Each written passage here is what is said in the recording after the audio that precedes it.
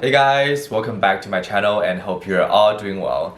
So last year around the same time I published a video where I break down my monthly expenses into several categories to give you guys a general idea of the cost of living in Singapore, and that video has been performing very well on YouTube lately, and a lot of you guys commented under the video saying that you would like to see a more updated version of it because I'm pretty sure a lot of things have changed during the past 1 year, with rental price being the most obvious example. So in this video I'm just going to document all my expenses in a 1 week period, and hopefully this video will be helpful for those of you guys who want to get a sense of the cost of living in Singapore in 2022. Before I get to the daily breakdown, I'm just going to list out all the fixed costs I'll be paying on a constant basis.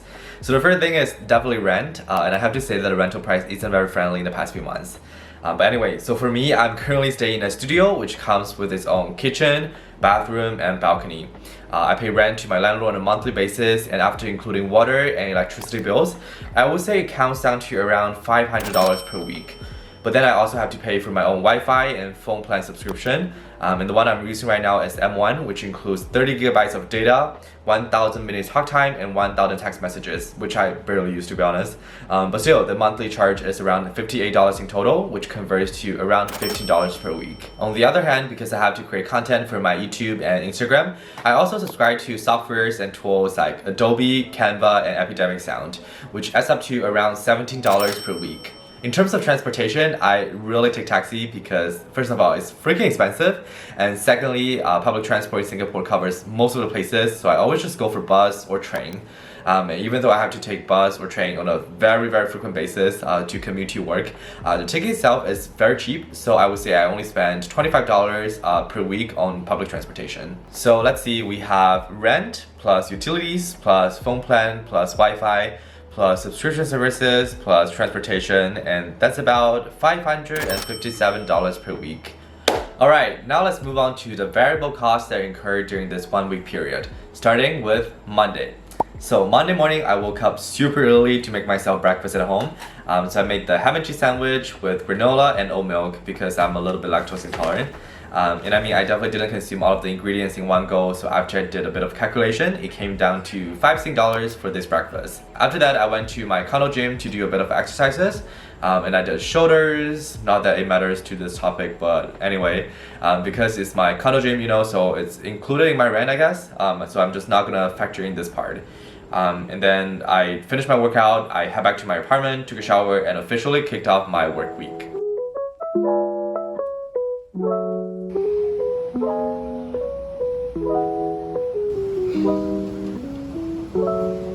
And then I went to a food stall around my place to get lunch, and I ordered vegetable rice, which is kind of like the Chinese version of make your own bowl.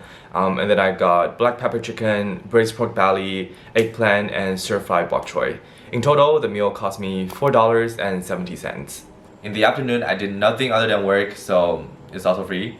And it also pays me money, surprise. For dinner, I went downstairs to like a neighborhood hawker center thingy to get cai fan, so vegetable rice. And I got fried chicken, egg omelette, minced pork, and cabbage, which is like 2.5, 3 meats. And in total, it's only around $16, which is pretty affordable, I would say. And that's why I love going to those neighborhood hawker centers, because the food is great and the price is great as well. Tuesday. Why did I spend so much money on Tuesday? Oh, never mind, it's because I included my gym membership. Anyway, so in the morning I went to Bread Talk to get myself a sandwich and a bun, which cost me $4.20. After that, I went to Fitness First, which is the gym I usually go to. And you know, Fitness First offers different tiers of membership. Their most expensive tier can go up to $200, but because my company offers corporate discounts, so I only need to pay around $25 per week. And then I went to office to work, and I also grabbed some snacks, which are free. During lunchtime, I went to a make-your-own-bowl restaurant, but I used Grab self-pickup to get 15% off my bill, and I also retained my Grab points, so the total amount is only $5. So my colleague paid, how much is it for your lunch? $8.10. $8.10. Yeah. In the afternoon, I work, and after work, I went to the same place I went for dinner last night, and I ordered fish cake, minced pork, bean sprouts, and greens. Because there is less meat, so I only had to pay $5 for dinner. On Wednesday, I went to a bakery near my office to get myself a char siu bun before heading over to office. And for lunch, we went to get mala, but I don't eat spicy, so my mala is like tomato soup, you know. And the original price was $12, but after I redeemed my Grab points again, I only paid $8 in the end.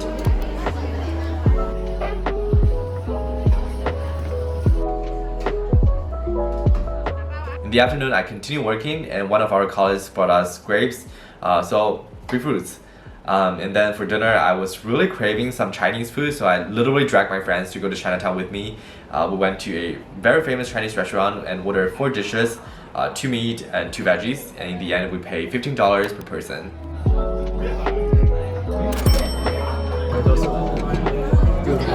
Alright, next, Thursday. So Thursday, I had breakfast at home. I ate a yam bun, raisin bread, granola, and I drank oat milk. And I kind of asked $5 in total. After that, I went to Fitness First to do some back workouts. And I tried to go to Fitness First at least twice or 3 times per week to fully utilize the value of my gym membership. Like there is a gym at my condo, but I feel like the space is a little bit too small. So that's why I spent extra money getting myself a gym membership from Fitness First. So I just tried to go there as often as possible.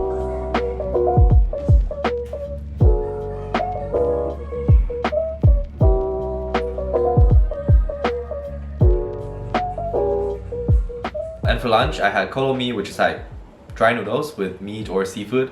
It was a bit pricey. I paid $9 in the end, but the taste is pretty good. So I try to convince myself that it's worth it.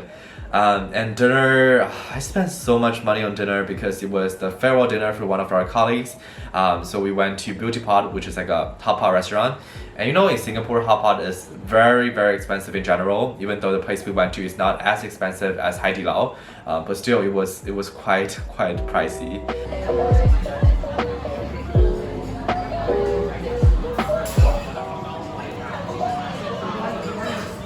So in the end, we pay $40 each. And since I spent so much money on Thursday, I tried to cut it down a little bit on Friday. And Friday, I was working from home, so I kind of like skipped breakfast and had early lunch instead. I ordered the char siu and roasted pork rice, which was $6, and it was very, very filling. And then I continued working through the day, and for dinner I went to MBS because TGIF, I want to do something different, so I went to MBS with my friends. We had dinner at Rasa Pura, which is a food court located within MBS. We shared a nasi lemak and braised pork knuckles and veggies, and we also ordered some desserts after the meal because we want something refreshing. In the end, we paid around $15 per person. Finally, here comes the weekend, and on Saturday morning, I went all the way to NUS campus to have a tennis lesson with my friend Renting. We both wanted a semi-private setup, so we have 1 coach versus 2 people, and the price was $80 per hour for 2 people, so I ended up paying $40 for each lesson. After the lesson, I went to the food court downstairs to get lunch. This time around, I ordered curry chicken, tofu, and cabbage for $5. In the afternoon, I decided to go buy some home items, so I went to Muji and I ended up getting a pair of slippers that I can wear at home. It was so comfy and the price was pretty cheap as well at $18. Later in the day, I decided to have some good food for dinner since I burned a lot of calories from the tennis session in the morning and I was feeling so hungry throughout the day. So I dragged my friend Zehong to go to a ramen restaurant called Le Shrimp. It was quite famous, and we ordered their signature shrimp ramen, which was $18 with GST and service fees. On Sunday morning, I went all the way to Old Airport Road Food Center, which was also featured in one of my previous videos. There are just so many food options at the Hawker Center, by the way, so you should definitely go check it out. But anyway, I got the famous char siu and roasted pork rice, which is not cheap. It was like $6-7 if I remember correctly. But we also got rojak, popia, and barley water, so it was around $11 in total for each person.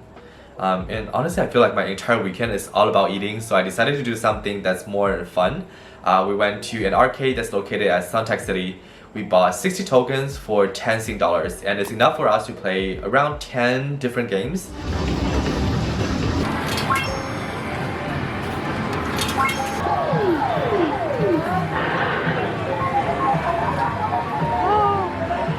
We were super lucky that day and we earned around 1,200 tickets, which we used to exchange for a Marvel handkerchief.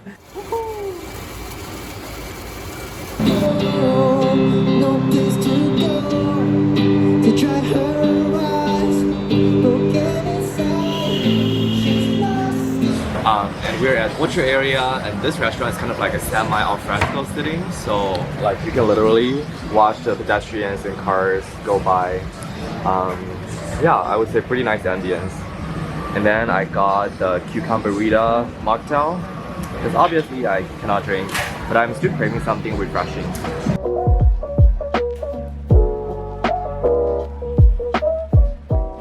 And we also got the grilled chicken quesadilla and a bowl of tomato rice. And for dinner, since ZH got a $50 voucher, we only had to pay $4 extra for the entire meal. I have to admit that it's probably cheating because I would have paid a lot more if there's no voucher, but anyway, in total, I spent $2. And you know, as I keep track of my daily expenses, there's also one thing that I realized after I graduated from college and started working full-time, which is that in order to better manage your finances, not only should you monitor how much you spend, it's also important for you to make use of your savings in a strategic way. This would come in the form of learning a new language or skill for personal development, or purchasing insurance plans that safeguard your health, or allocating a certain amount of money of your savings for investment. And since we're talking about money matters, I would like to give a shout out to the sponsor of today's video, moomoo. Moomoo is a one-stop investment platform that integrates clear market data, social collaboration, and one of the competitive trade execution. It helps users make sense of the markets and inform their trade decisions. And if you want to start learning about investment and find potential ways to earn passive income, from 17th of November onwards, all new moomoo users can score a guaranteed 5% per annum return rewards for 90 days on the amount you deposit into your moomoo Universal account, when you deposit more than 100 Singapore dollars. To put it into context, let's assume that you open up a moomoo Universal account today and make a 10,000 Sing dollar deposit into Moomoo Cash Plus. After 90 days, you'll be able to get $123.28.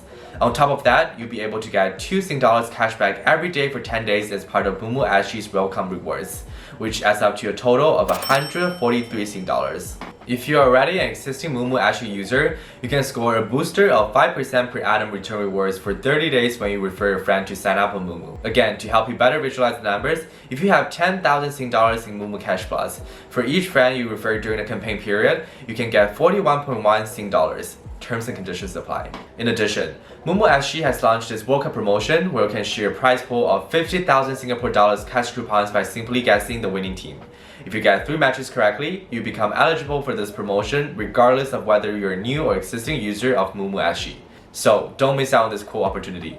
You can click on the link in my video description to learn more. Alright, and now let's calculate the total amount of my weekly expenses after including the fixed costs like rent and utilities, as well as variable costs like food and entertainment, I guess. So it adds up to somewhere around 800 Sing dollars or slightly lesser. But again, I just want to emphasize the fact that each person may have different ways of living and different ways of budgeting their finances. So my way of spending and saving may not be the most applicable to other people. And even for me, my expenses vary a lot across different weeks because there are times where I have to spend a bit more money for my friends or colleagues' celebration or farewell. And there are days where I can save a bit more because there's no major event going on. But anyway, I hope this video is helpful. I hope this video gives you a better understanding of like cost of living in Singapore. And if you do enjoy this video, please remember to give this video a thumbs up. It really means a lot to me. And don't forget to subscribe to my channel if you haven't done so already. And yeah, I guess that's pretty much it for today's video. And I'll see you guys in the next one. Bye.